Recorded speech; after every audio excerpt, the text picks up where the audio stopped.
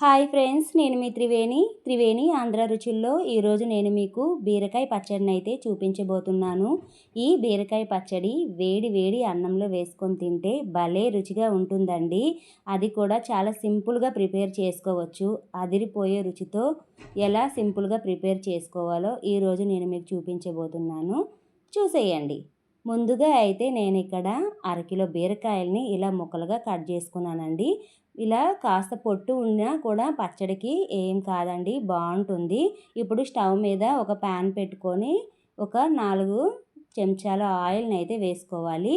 Oil బాగా వేడెక్కాక 2 spoons పచ్చిశనగపప్పు, 1 స్పూన్ మినప్పప్పు అయితే వేసుకోవాలి. అలాగే మన స్పైసీకి సరిపోయే పచ్చిమిర్చిని అయితే వేసుకోవాలి.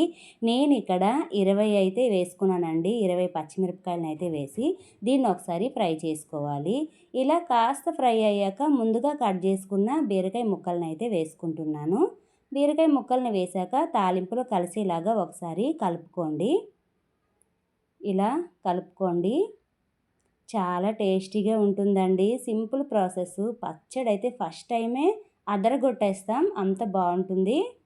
ఇలా కాస్త ఫ్రై అయ్యాక ఇప్పుడు ఇందులో 1/2 స్పూన్ జీలకర్ర, 1/2 స్పూన్ ధనియాలు వేసుకోవాలి.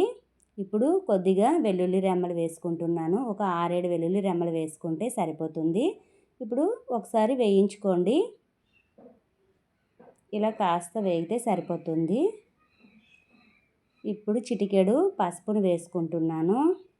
అలాగే చిన్న సైజు చింతపండుని అయితే వేసుకోండి. గోటి సైజు చింతపండు వేసుకుంటే సరిపోద్ది. చింతపండు వేశాక బాగా కలుపుకోవాలి.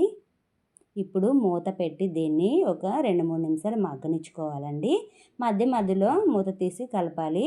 మూత తీసాక రుచికి సరిపడే సాల్ట్ అయితే వేసుకోండి. సాల్ట్ వేసి ఒకసారి బాగా కలుపుకోవాలి. ఇలా బాగా కలుపుకున్నాక ఇంకాసేపు మూత పెట్టి దీన్ని బాగా మగ్గనివ్వాలండి. మనకి ఈ బీరకాయల నుంచి వాటర్ అనేది రిలీజ్ అవుతుందండి. రిలీజ్ అయ్యే వాటర్ కాస్త ఇంకిత వరకు మనం దీన్ని ఉడకనిచ్చుకోవాలి. ఇప్పుడు కొద్దిగా ఒక గుప్పెడు కొత్తిమీరని అయితే వేసుకుందాం.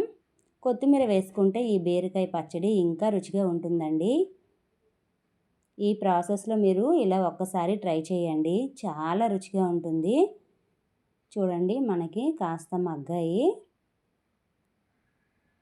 ఇలా మగ్గితే సరిపోతుందండి మనకైతే. చూడండి వాటర్ అంతా ఎలా ఇంకాయో. ఇప్పుడు దీన్ని స్టవ్ బంద్ చేసి కాస్త చల్లారనివ్వాలి. ఇలా కాస్త చల్లారాక మిక్సీ జారీలో వేసుకోవాలండి. మిక్సీ జారీలో వేసుకొని దీన్ని గ్రైండ్ చేసుకోవాలి. చాలా అంటే చాలా బాగుంటుంది. మరీ మెత్తగా గ్రైండ్ చేయకండి.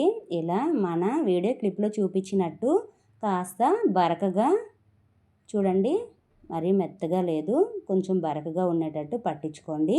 ఇలా పట్టించుకున్న బీరకాయ పచ్చడిని అయితే పక్కన పెట్టుకొని పోపు వేసుకుందాం. ఇప్పుడు అదే ప్యాన్లో కాస్త ఆయిల్ అయితే వేసుకోవాలి.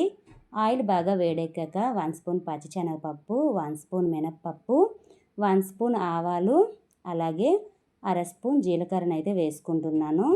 ఒక 5-6 ఎండుమిరపకాయలను ఇలా తుంచి వేసుకోండి. అలాగే కాస్త కరివేపాకును కూడా వేసుకుందాం. ఇలా కరివేపాకును వేసాక ఒకసారి వేయించుకోవాలి. ఇలా కాస్త వేగాక ఒక చిటికెడు ఇంగువనైతే వేసుకోండి. ఇంగువ వేసుకుంటే పచ్చళ్ళకి మంచి రుచి అయితే వస్తుంది.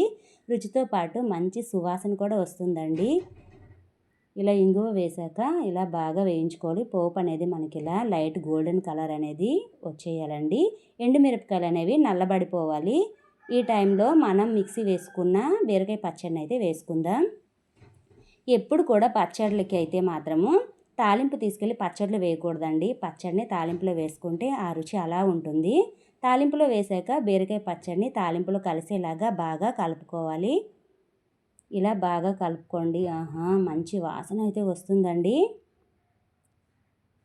ఎంత మంచి వాసన వస్తుందంటే అంత మంచి వాసన వస్తుంది. ఇలా బాగా కలుపుకోండి. ఇలా 1 నిమిషం వేగనిచ్చుకుంటే చాలా సింపుల్గా మన బీరకాయ పచ్చడి రెడీ అయిపోయిందండి. గుమగుమలాడిపోతుంది.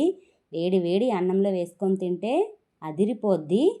ఇవి మాటల్లో చెప్పలేమండి, తింటేనే తెలుస్తుంది దీని రుచి. ఇప్పుడు వేరే బౌల్లోకి అయితే వేసుకుంటున్నాను.